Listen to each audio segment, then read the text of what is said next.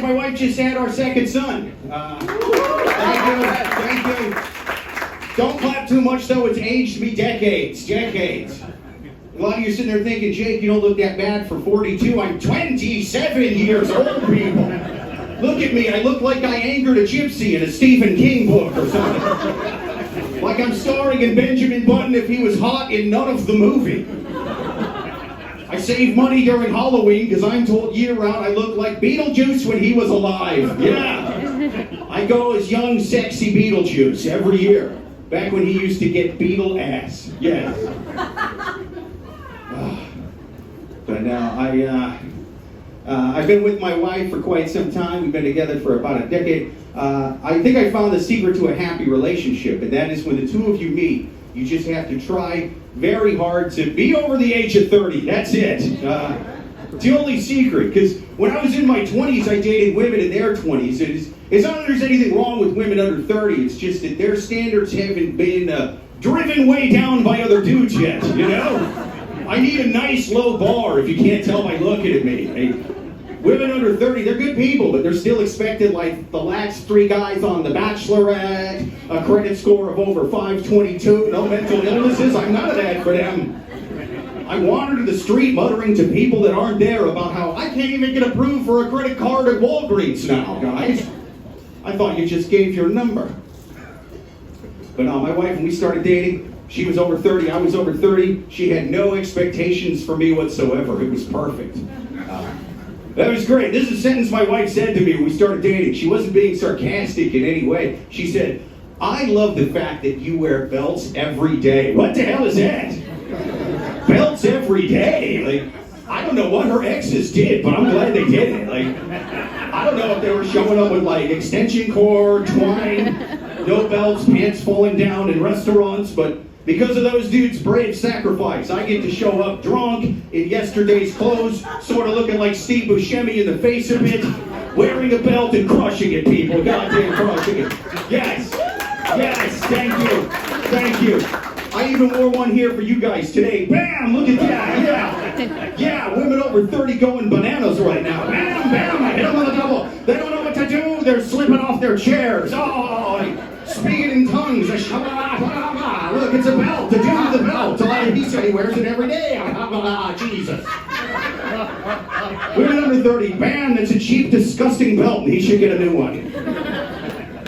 It would never work with me and you. But no, my wife did say before we used to date and stuff that she used to hang out in this neighborhood and drink a lot. So if any of you guys here ever used to hook up with my wife and never wear belts, thank you. You've done me a solid. You've taken her mountain of expectations for me, and you've Zamboni'd that friggin' thing. I could just glide over that with ease. But now the election's today, guys. The election. Yes, one half a clap. Oh, we're not doing that. Never mind, screw that. I don't like elections. Boo voting. No, I know when my kids ask years from now, Father, what did you do? How did you vote in this historic election? I'm going to tell them, you know that I would never vote for a Democrat or a Republican. I have a bunch of felonies. What? Now stop bothering me. I'm high on PCP. Put your ski mask on and let's rob us a liquor store.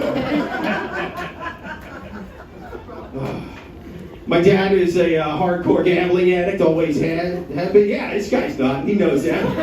He either has all the apps, the DraftKings, the Caesar Sportsbooks, or he's like, yeah, I know friends who are teetering on the edge. Yeah, it was just sort of a casual, like, they'll do that. It's wrong. No, gambling dads are awesome. Normal dads suck. It's because they give boring, cliche hack advice. You know, they're like, son, a bird in the hand is worth 2 in the bush. Gambling dad's like, yeah, actually, but the odds are way higher on the birds in the bush, though. So, especially if we double our bet when they're down at halftime. Come on, bush birds. They pull this off, we can have a Christmas this year, boy. We can be a family and go bush birds. Go bush birds. The gambling addicts.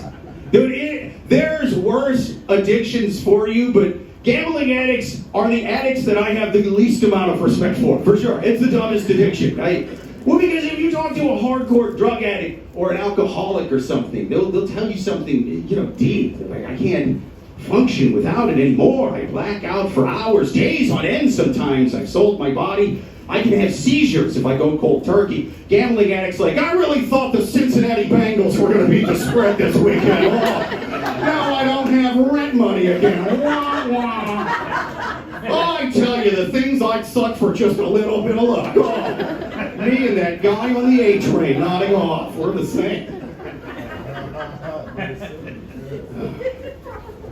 But no, I have two sons. My first son I named after me. Well, kinda. I sorta named him after me. I'm Jake, but my birth certificate says Jacob. But I don't like dudes named Jacob, alright? So I put Jake on his birth certificate, yeah. I did the shortened names because we're trash. Because Jake is basically Jacob, but that's fun, right? Jacobs, they all have their pinky in the air. Like, oh, Jacob, you think you're so much better than me because you've never worn Jinko jeans or done crystal meth or had unprotected sex in a riverboat casino bathroom on the Iowa River. Screw you, Jacob. You're not better than me. And I know that one day my son might come to me and say, Papa, why could you have not at least put Jacob on the birth certificate so I could get accepted into a normal college? And I'll throw a Monster Energy drink at him and I'll say, shut up, boy. We're Jakes, you understand me? We're Jakes. We dream small, but we party hard. We're Jakes. We're Jakes.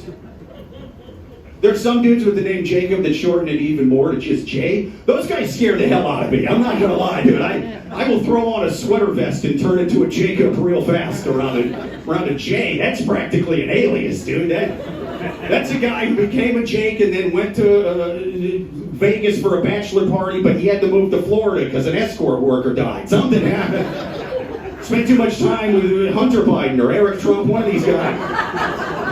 Last seen at a Diddy party. I don't know, Jay.